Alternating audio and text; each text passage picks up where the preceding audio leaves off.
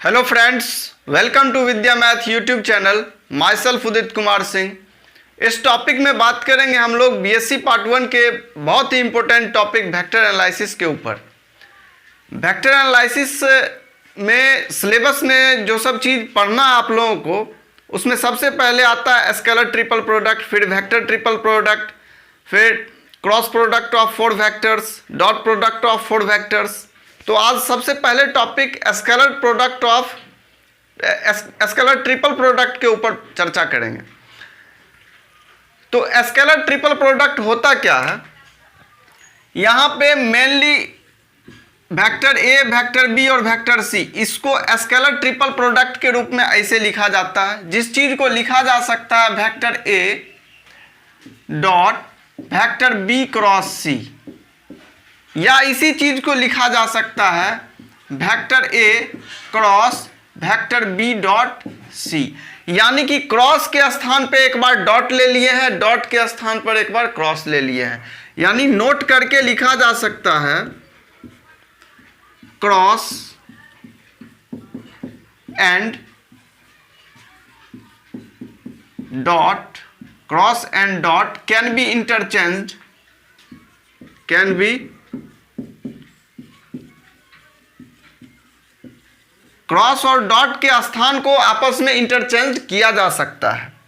ये फर्स्ट चीज हो गया।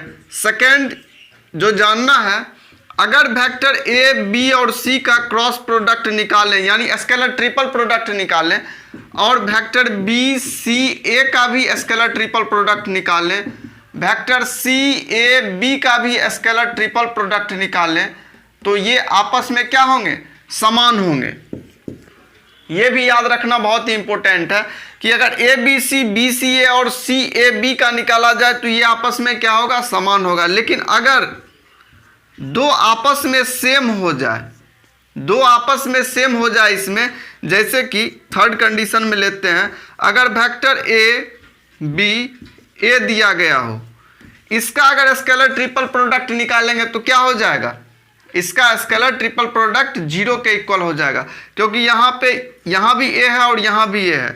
अगर ले लें बी सी बी, इसका अगर स्केलर ट्रिपल प्रोडक्ट निकाला जाए तो ये भी 0 के इक्वल हो जाएगा, क्योंकि यहाँ और यहाँ बी सेम है। तो सेम रहने पर स्केलर ट्रिपल प्रोडक्ट किसके इक्वल हो जाता है? 0 के इक्वल हो जाता है। तो स्केलर ट्रिपल प्रोडक्ट से रिलेटेड ये सारे चीज हैं जहां से ऑब्जेक्टिव अराइज होते हैं, और इनके ऊपर ही थ्योरी भी बेस्ड है, जिनको देखेंगे। इसके ऊपर क्वेश्चंस को भी लेंगे। अब ज्योमेट्रिकल मीनिंग सबसे पहले देखते हैं स्केलर ट्रिपल प्रोडक्ट का क्या होता है।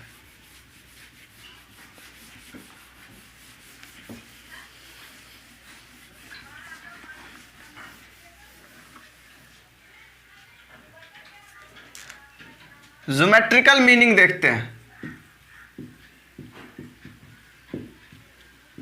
Geometrical meaning, scalar triple product का ज्योमेट्रिकल मीनिंग क्या होता है, उसके लिए एक क्यूब लेते हैं।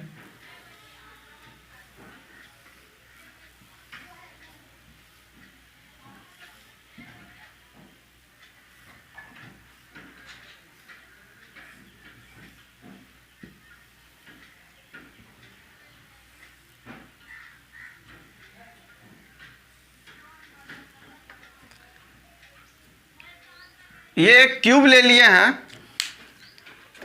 अब इस क्यूब में अगर देखा जाए तो यहाँ पे ये O है, इसको A मान लेना है, इसको B मान लेना है, इसको C मान लेना है, और यहाँ पे इसको वेक्टर A, इसको वेक्टर B, इसको वेक्टर C ले लेना है। यानी कि OA equal to vector A, OB equal to vector B, OC equal to vector C। और यहाँ पे ये वेक्टर n कैप है, जो कि वेक्टर A और B के प्लेन के ऊपर वेक्टर C है, इसीलिए उसको लिए हैं n कैप, जो कि डायरेक्शन को बता रहा है। और यहाँ पे h ले लिए हैं। h क्या है? तो प्रोजेक्शन है वेक्टर C का किसके ऊपर? वेक्टर n कैप के ऊपर। यानी h क्या है? प्रोजेक्शन है projection of vector c on n cap. N cap के ऊपर क्या है? प्रोजेक्शन है। देखिए यहां से, अब यहां पे अगर वेक्टर ए, वेक्टर बी, वेक्टर सी इसको लें, इसको लिखा जा सकता है vector a dot vector b cross सी।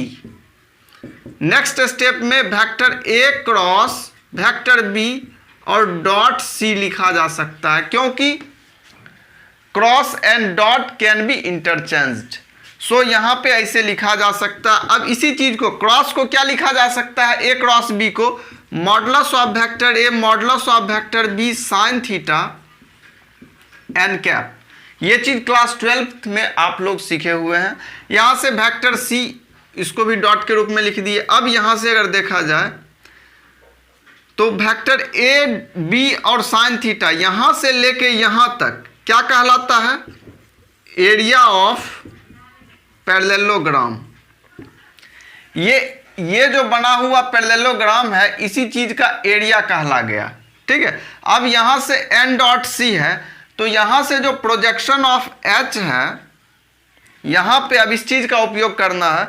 किसी भी वेक्टर ए का अगर बी के ऊपर प्रोजेक्शन निकालते थे तो ए डॉट बी, और बी के ऊपर तो बी का मॉडुलस नीचे। तो यहां पे प्रोजेक्शन जो निकालेंगे तो सी डॉट एन कैप, और किसके ऊपर? तो एन कैप के ऊपर, तो एन कैप का मॉडुलस नीचे। और किसी भी यूनिट वेक्टर का जो मॉडुलस होता है वो 1 के इक्वल हो जाता है। ये 1 के इक्वल हो जाएगा तो यहां से direct c dot n cap आ जाएगा। और यहां पे यही सी डॉट एन कैप जो दिया गया है, इस चीज को क्या लिखा जा सकता है? एच लिखा जा सकता है, यानी area of parallelogram into H लिखा जा सकता है। और अब देखिए यहां एरिया के अंदर लंबाई और चौड़ाई दोनों आ जाता है। हाइट लेंगे तो लंबाई, चौड़ाई और ऊंचाई तीनों मिलके क्या बन जाएगा? वॉल्यूम। वॉल्यूम ऑफ पैरेललोपाइप्ड क्या बन जाएगा? Volume of parallelepiped. तो यानी कि इस चीज को V इक्वल टू लिखा जा सकता है ए बी सी, यानी ऐसे करके लिख सकते हैं। और यही हो गया वॉल्यूम ऑफ पैरेललोपाइड के इक्वल। तो इस चीज का प्रूफ आ सकता है आप लोगों को बीएससी पार्ट 1 में। तो इस चीज को प्रैक्टिस करके जाना है, जहां से कि यह क्वेश्चन छूटे नहीं।